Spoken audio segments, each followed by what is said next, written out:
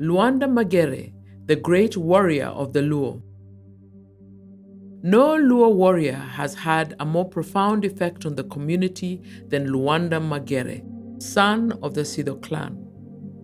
His name means the fierce rock, or the rock that builds, and this shows just how mighty this warrior once stood. Tales are told of his unearthly powers and his skin of stone. It is said that he was indestructible, and spears, arrows, and clubs simply bounced off his body.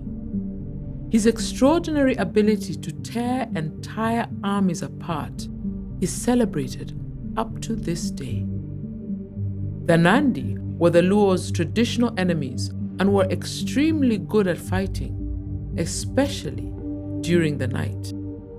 On the other hand, Luanda Magere and his tribesmen were better fighters during the day. While people were fighting, Luanda would be seen at home smoking tobacco. But if he heard that the Nandi were threatening his people, he would ask that his shield and spear be brought immediately. The ensuing battles would have Luanda Magere strike down so many Nandi warriors at once that the rest would have no option but to flee. So afraid of the mighty Luanda Magere were the Nandi that whenever they would hear that he was on the battlefield, they would all run back to their lands. Luanda Magere would at times even follow them to their homes and take their cattle, their most prized possessions. It eventually reached a point where the Nandi gave up fighting Luanda Magere as they did not know what to do to defeat him. They left him alone, deciding that he was indeed God's miracle. Luanda's downfall came in the form of his Nandi wife. The Nandi had given him their most beautiful girl in order to appease him and make him leave their cattle alone. It so happened that one day Luanda fell ill, and his first wife was not around to nurse him. He chose to call his Nandi wife to bring him medicine.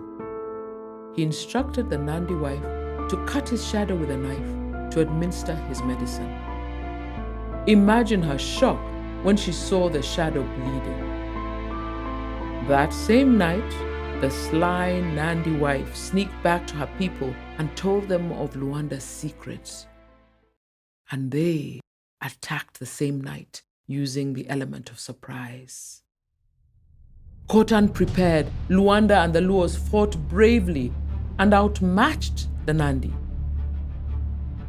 It was almost dawn when the cowardly attackers retreated in defeat. And then, one Nandi warrior remembered that Luanda's shadow bled.